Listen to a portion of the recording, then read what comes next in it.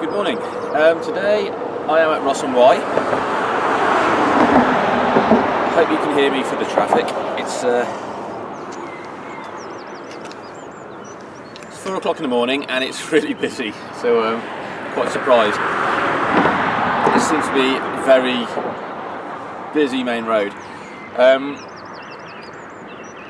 So I may have to abandon this one. I'm currently on the bridge, which is over the river, looking towards the town of Ross-on-Wye. Excuse me, hang on.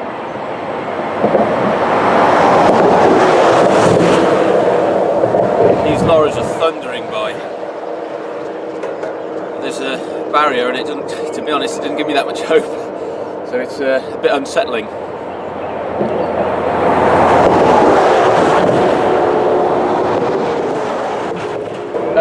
One issue with the lorries is that whenever they fly past, this bridge is wobbling a bit, so I'm not going to be able to do any long exposures. So I'm going to wait till it gets a bit lighter before I can take any shots. There's some beautiful clouds, so with a bit of luck they're going to light up behind Ross and I'll get some interesting sky, because it's quite dark in the foreground and I'm hoping the light's going to bounce around and fill in those shadows, and it should be nice. So that's my challenge. So my second challenge for today is, I don't know if you saw my last vlog, but I said hopefully quite a few times. I think I lost count after about 18. So today I'm going to try and not say hopefully. Within a few minutes, maybe 10 minutes, the cloud should pink up a bit and then I might be able to get a good shot. Pheasant. But for now, I'll just have a cup of tea and wait. There's some beautiful pinks over there. I just need them over there.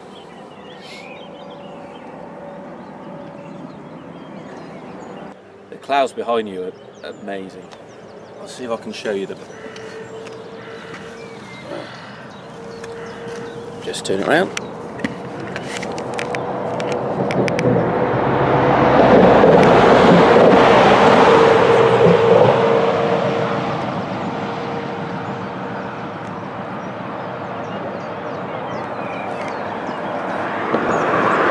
So that was roughly the composition I'm going for.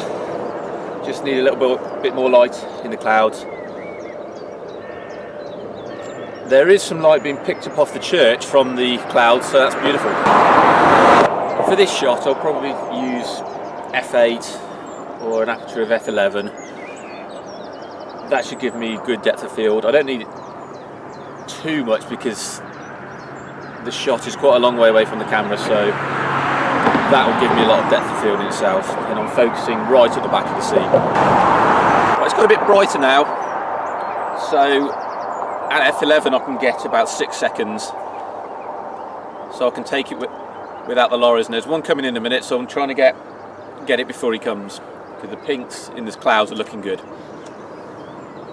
Oh, yes.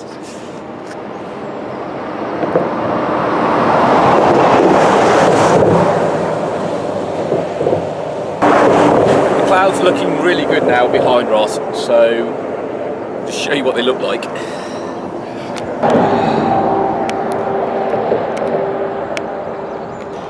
Okay, I've come into the car now. It's a bit quieter. All those lorries were making a right noise. I do hope you could hear me on the video there.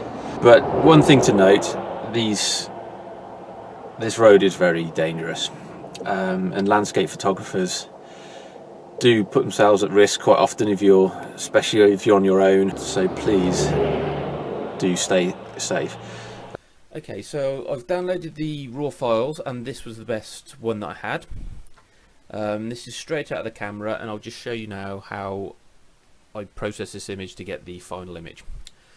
Right, okay, with Lightroom you can use these settings in any order you want. It doesn't make any difference, but I tend to use it from the top and work my way down. Now if you look at the histogram at the top, you can see that it's perfectly exposed. There's no clipping of the shadows and no clipping of the highlights, so we can work with this image quite well.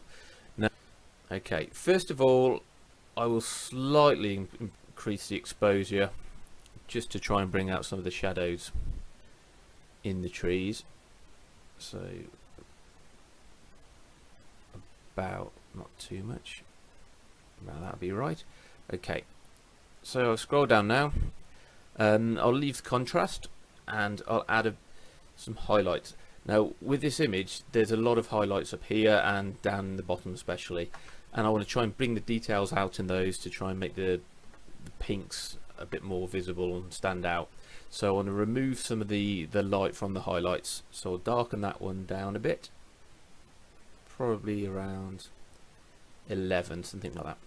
And I still want to bring out some of these shadow details by the river, so I'm going to add a bit of shadow detail, so I'll raise that one a bit to about 42 ish, 40, yeah, about 42. I think I'll darken the highlights a bit more. Okay, that looks a little bit washed out now in the shadows, but I'm going to add some adjustment in the tone curve later, so that should bring those back and make a bit more clarity in there. Right, with the whites, as I was saying earlier, about there's a tiny fraction of detail lost in this sign here and a few of these artificial lights. I'll reduce the whites slightly just to get a little bit more detail in that so we can see the name of the sign. Okay, about 36 will be fine.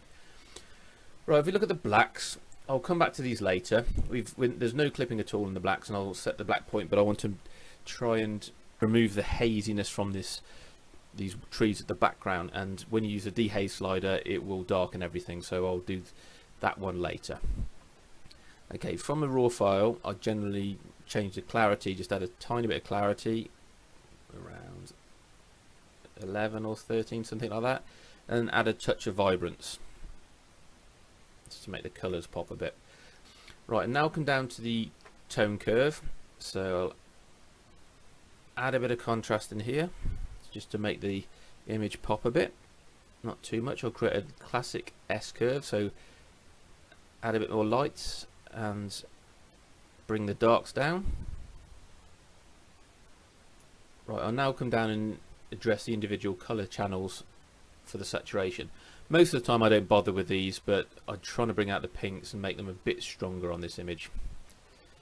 So I'll add a little bit of red, probably a tiny bit of purple and magenta. I don't want to do it too much, make it realistic, and add a bit of yellow, I think, to a bit more colour into the trees there. Right, the next one that I'll use is the sharpening. Now over on the presets on the left hand side there's Lightroom general presets, and I often use the sharpen scenic, and this is very good for landscapes. But what I need to do now is I don't want to sharpen everything because there's lack of detail and in the top and in the bottom, and I don't want to show the sharpening on that. So on the windows I'll use the Alt key and then slide the masking across, and whatever's black will be masked. So you can see there's no sharpening in the sky or in the foreground here, and that should be about right. Now I'll just scroll down. I always use chromatic aberration remove tool, so I don't know why you wouldn't want to use that. And then on this particular image I'll use the enable profile corrections. It just gets rid of a lot of the vignetting from the corners. And finally I'll come down to the bottom and add a bit of dehaze to try and remove this haze from the background.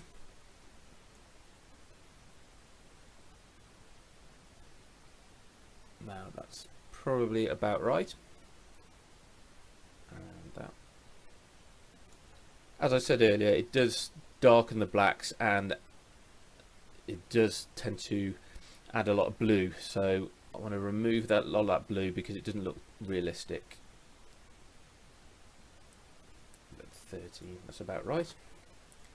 And then now I'll go to the blacks and add a slight -5, that'll be about right. I'm now going to use the graduated filter, because if you look at the top, you've got a nice darkish sky at the top, but then down here it's even lighter. Now reflections are always darker, and that is because I used a 2-stop neutral density graduated filter on the sky to bring out the shadow detail, and unfortunately that made everything lighter, including these highlights in the bottom. So I'm going to select the graduated filter, add a slight bit of exposure, like invert it from the bottom, and I'll bring that up slightly around there. Okay, probably darken the shadows and the highlights a bit, and a slight bit of dark in the blacks. Okay, that's about right. It's just before it starts to clip there if it any less, so that's about it. And there's a lot more definition now down in this water, and it looks a bit more realistic than having a darker water than the sky. And that's pretty much it. I'll now import this photo into Photoshop, because I want to remove this unsightly power cable going straight across the image and straighten it up a bit more, and I might add a few tweaks on that, but that's about it. So this is the final image now, so I've straightened it up and removed that power cable, and that's pretty much all I've done to this image. So I hope you enjoyed watching the video, and if you did, please give it a thumbs up and subscribe. You'll get notifications next time I upload a video. Thank you very much for watching. See you next time.